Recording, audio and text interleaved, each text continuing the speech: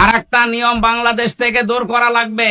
আজ যারা 150, 200, 250 বরযাত্রী নিয়ে মেয়ের বাড়িতে খেতে যান, এটা ছোট লোকি কারবার, জায়েজ নেই এটা। আপনি অলিমা করবেন, নিজের বিয়ের অলিমা নিজে করবেন, মেয়ের পক্ষের আরো 50, 100, 200 জন, আর আপনার নিজের আত্মীয় আরো 200, 500 লোক নিজের বাড়িতে খাওয়াবেন। কিসের বরযাত্রী যাচ্ছে? বাবার যেটা কুসন্তান ওইটা বরযাত্রী যায়। আপনি কি কুসন্তান? আজকে নিয়ত করেন জীবন আর কারো বরযাত্রী যাবো না, বিয়ে হয় হোক না হয় না হোক। বিয়ে করলে দরকার হয় বাবাকে বলবেন যে আমি অনুষ্ঠান করবো আমার বাড়িতে, মেয়ের বাড়ির আরো 50 জন নিয়ে এসে খাওয়াবেন। 18, 20 বছর, 22 বছর এত কষ্ট করে এই মেয়েটা মানুষ করে আপনাকে দিচ্ছে, ওই মেয়েটার কোন লাভ ওর মেয়ের আর মা আর বাবা পায় না, সব লাভ আপনার। এই কথা বলছেন এখন। আপনার সন্তান তার ধারণ করা লাগে, আপনার বংশ বৃদ্ধি করা লাগে, খেদমত করা লাগে, সারা জীবন আপনার বাড়ি থাকা লাগে। অথচ মেয়েটা মানুষ করে দিলেও তার কি লাভ আছে? কোনো লাভ নেই। খালি 18, 20 বছর, 22 বছর ওর পেছনে বিনা কারণে শ্রম দিয়েছে আর খরচ করেছে। আমি বারবার এটা বলছি কারণ আমার 3টা মেয়ে, কোনো ছেলে নেই। আমার তো বাঁচা লাগবে নাকি? না ভাই, এটা মাসলা, আপনি মেনে নেন, অন্তত আমাকেও বাঁচান। আমার ছেলে 3টা হলে আমি মাসলা বলতাম না মনে হয়। না, এই নিয়ম বাংলাদেশে যেহেতু আছে, কুমিল্লা ছেলে আছে কিনা জানি না, বরযাত্রী যান, এটা পাল্টাবেন। মেয়ের বাড়ি থেকে আরো 100-150 মানুষ নিয়ে আসবেন, নিজের পক্ষ থেকে আরো 150, 300 মানুষ খাওয়াবেন নিজের বাবার টাকা খরচ করে। কিসের বরযাত্রী যাচ্ছেন আপনি? বাংলাদেশে বহু আদমের সন্তান আমরা আছি, এই যুবক মানুষ নামাজের ফরজ কয়টা? 13টা বলতে পারে না, কিন্তু বিয়ে করা ফরজ এটা জানে। এটা জানে না। আল্লাহ রাব্বুল আলামিন বলেন, বিয়ে করতে রাজি হও, দেন মোহর কই? দেন মোহর নেই। দেন মোহর নেই, বিয়ে করার শখ আসে কোত্থেকে? তার মানে আয়াত থেকে বোঝা যায় বিয়ে করার আগে আপনার দেন মোহর জোগাড় করা লাগবে। যদিও বাংলাদেশে এখন সিস্টেম নেই, বাকিতে লিখে রাখেন, পরে সময় পেলে দেব। বাকিতে লিখে রাখেন, পরে সময় পেলে দেব, পরে সময় পেলে বিয়ে করবেন। কথা বলেন না কেন? এখানে হাজারো আল্লাহর ওলি বসে আছে, এখনো পর্যন্ত দেন মোহর দেয়নি। জনম বাকি, পুরা ফাঁকি। মাহফিলের সভাপতি ইঞ্জিনিয়ার সাহেব, কত আপনার দেন মোহর? কত? 1.5 লাখ।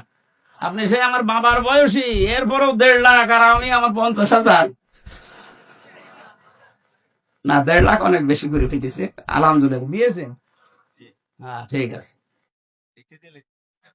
জমি জায়গা লিখে নিয়ে লিখেছে, অথচ এখানে দেন মোহর বাকি আছে। আমি চেহারা দেখলে টের পাচ্ছি।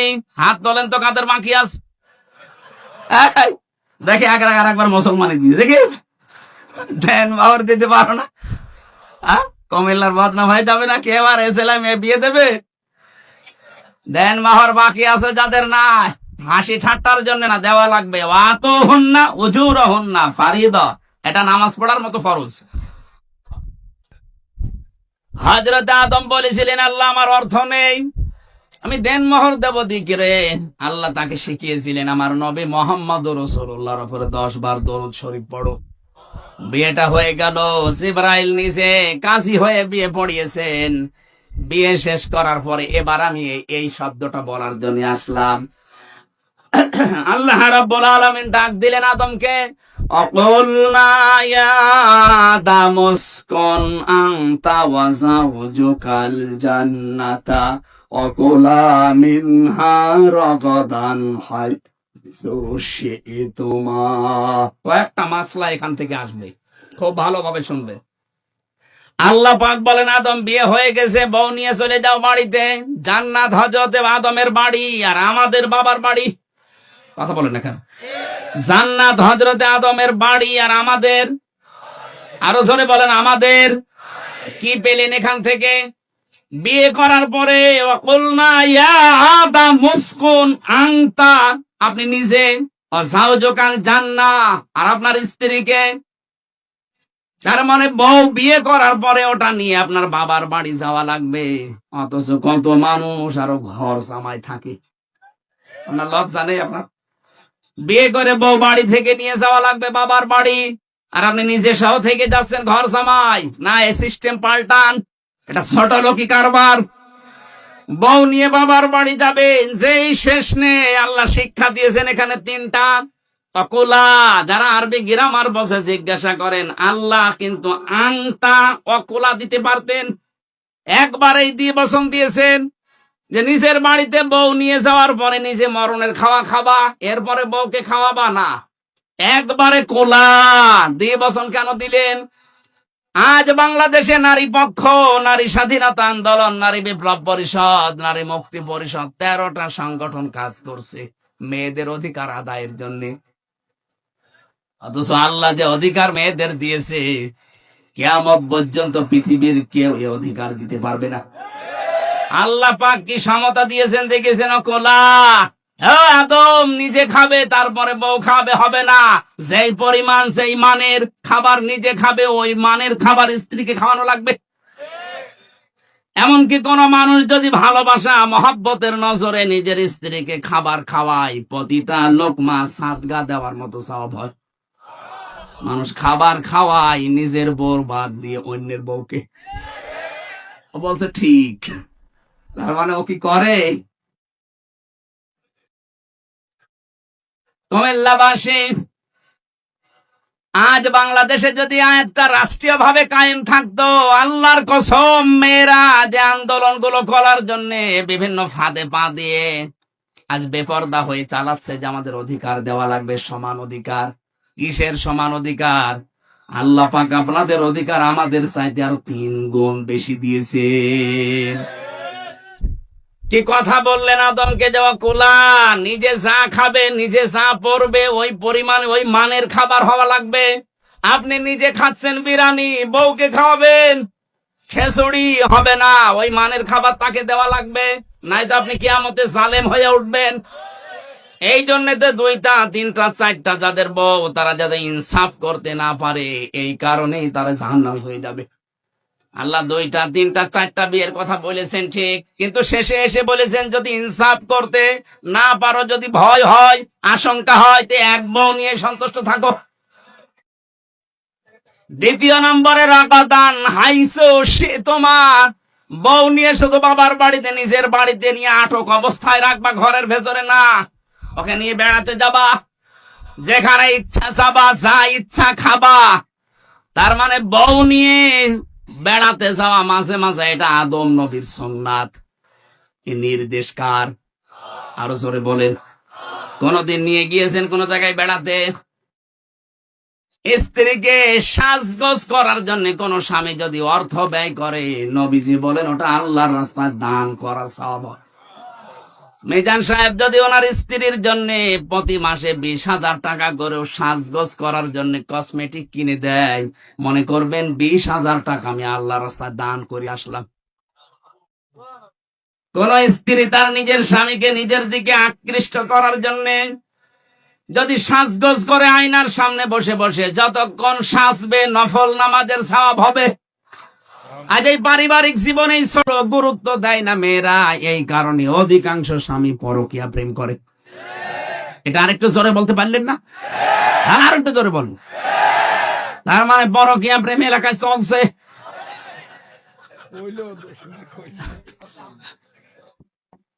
না, সম্মানিত মা বোন, আমি দেখলাম হাজারো মেয়েরা আপনার এই ছোটখাটো একটু ব্যবহারের কারণে হাজারো স্বামী আজ অন্য জায়গায় লাইন করতে বাধ্য হচ্ছে। অথচ নেককার মহিলার যে গুণাগুণ, তার 1 নম্বরে গুণ হবে ইদা নাজারা ইলাইহা সাররাতুহু। স্বামী যখন আপনার দিকে তাকাবে, যেভাবেই হোক স্বামীকে আপনি আনন্দ দেবেন।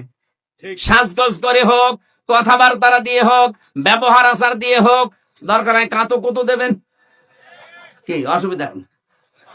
তাকে আনন্দ দেওয়া লাগবে, সে যেন বাইরে থেকে এসে তার ক্লান্ত শরীর অর্ধেক অন্তত ভালো হয়ে যায়। হযরতে খাদিজাতুল কুবরার জন্য আল্লাহ জান্নাতে একটা আলাদা ঘর বানাবেন, যে ঘরের ভেতরে কোনো নয়েজ নেই, কোনো আওয়াজ নেই, কোলাহল মুক্ত। কেন?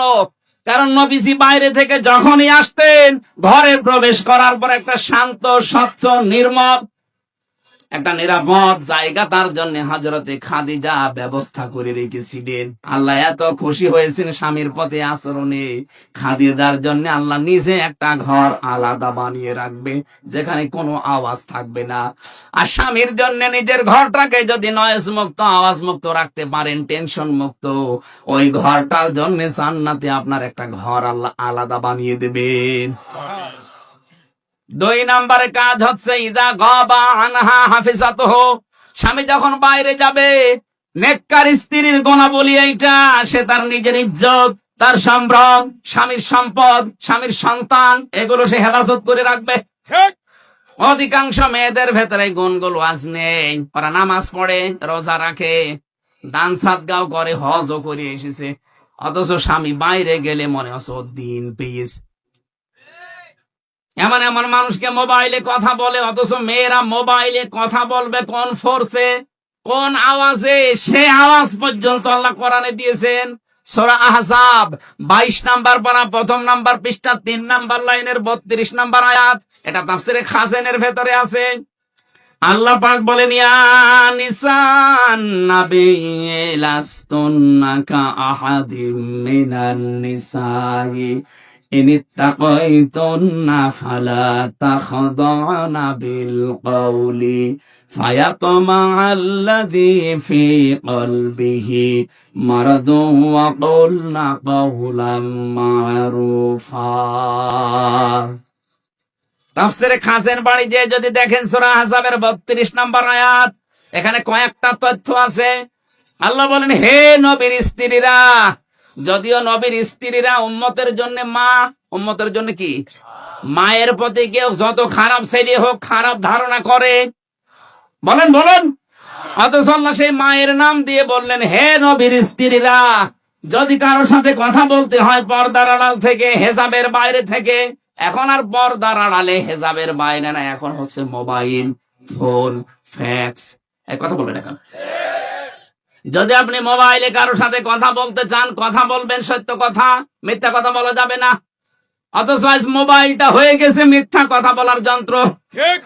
আছে কুমিল্লায়, বলছে আমি ঢাকায় আছি, নাকি এরকম নেই? আল্লাহ বলেন, মেয়েরা যদি কথাও বলো কারোর সাথে, কথা বলবা সত্য, মিথ্যা কথা বলবা না, কিন্তু ভাষা হবে রুক্ষ সূক্ষ্ম। এমন গরম মেজাজে কথা বলবা, ওই পারে যে আছে ও যেন মনে করে আল্লাহ মেয়ে না, আজরাইল। কথা বলে না কেন? এখানে শুধু 14 জন পুরুষ মানুষের নাম আছে। এই 14 জন পুরুষ বাদ দিয়ে দুনিয়ার যে কেউ মহিলাদের সেটে যদি কল আসে, ওই 14 জনের ভেতরে আপনার আপন বাবা, ওই যে ধর্ম বাবা পাতিয়েছে, ওই বাবা বাদ দেন।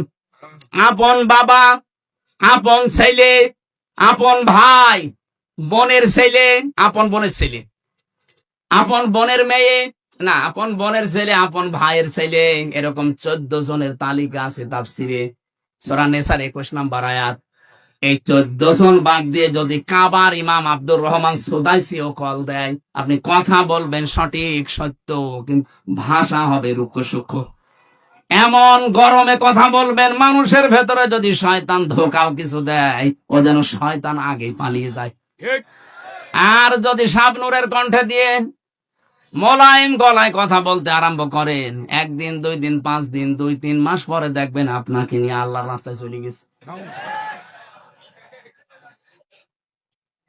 আল্লাহ পাক বলেন, আদম সন্তান, তোমার এই স্ত্রীকে নিয়ে ঘুরতে যাবা, যেখানে ইচ্ছা যাবা, যা ইচ্ছা খাবা, কিন্তু সাবধান, ওয়ালা তাকরাবা হাযিহিশ শাজারাতা ফাতাকুনা মিনাজ জালিমিন।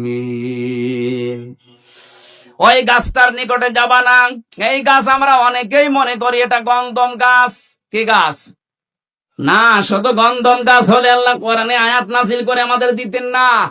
আল্লাহ বলেন, ওই গাছটার নিকটে, মানে ওটা নিষিদ্ধ জায়গা আমি আল্লাহর জন্য। এরকম নিষিদ্ধ জায়গা এই পৃথিবীতে কোরআনে কারীম 500 জায়গার নাম দিয়েছে।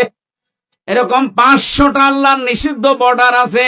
এগুলো যেন সীমা লঙ্ঘন করবা না, যদি করো জালেম হয়ে যাবা।